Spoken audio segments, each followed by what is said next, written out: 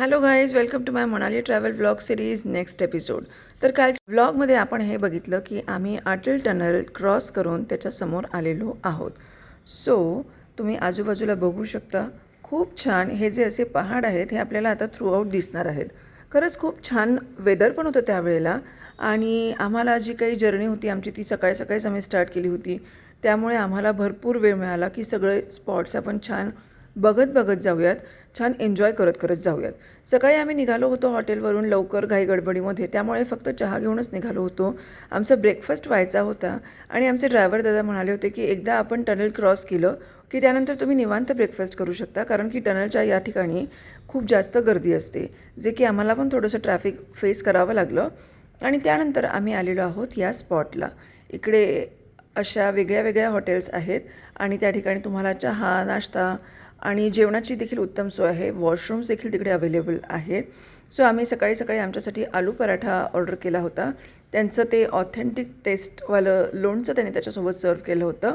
आणि ऑफकोर्स आपली पहाडोवाली मॅगी. सकाळी सकाळी ना इतकं छान वाटत होतं. एकतर खूप कमी तापमान होतं, त्यामुळे खूप थंडी वाजत होती. आणि हे जे सूट्स आम्ही घेतलेले आहेत हे तिकडे रेंटवरती मिळतात नॉमिनल रेट्समध्ये, आणि त्याच्यासोबत बूट्स पण मिळतात. तर हे कंपल्शन आहे, तुम्ही तिकडे जाऊ शकता. आतमध्ये आम्ही बऱ्यापैकी गरम कपडे घालून निघालो होतो, तरी देखील तेवढ्यावरती होत नाही. त्यामुळे तुम्हाला जर स्नोवरती खेळायचं असेल तर हे कपडे घालणं आवश्यक आहे. रेंटने मिळतात ते. आणि येता येता म्हणजे ड्रायव्हरचे कॉन्टॅक्ट्स असतात, त्याच्यामुळे ते त्यांच्या त्यांच्या शॉप्सवरती थांबवतात. ऑन द वे खूप सारे शॉप्स तुम्हाला लागतील. तर त्यातनं तुम्ही कपडे घ्यायचे रेंटवरती, बूट्स घ्यायचे आणि रिटर्न जेव्हा आपण येतो तेव्हा ते वापस करायचे त्यांना. आणि त्यांच्याच ठिकाणी काही बुकिंग्स करतात, तिथे वेगळ्या वेगळ्या राईड्स आपण घेऊ शकतो. जसं याक राईड आहे, त्यानंतर स्नो राईड आहे. त्यांच्याकडनं काही गेम्स पण आहेत तिकडे जे तुम्ही ॲक्च्युअल स्नोमध्ये खेळू शकता. तर या सगळ्याचे पॅकेजेस आणि कुपन्स त्यांना आपल्याला ते तिकडेच देतात, जिकडनं आपण हे कपडे घेतो. सो हे सगळं सूट्स वगैरे घालून आम्ही निघालो. आणि आता तुम्ही ही सिरीन ब्युटी जी काही मी तुम्हाला दाखवत आहे व्हिडिओजमध्ये, ती फक्त फोकस करून बघा. इतकं ब्युटिफुल मी आजपर्यंत तरी बघितलेलं नव्हतं.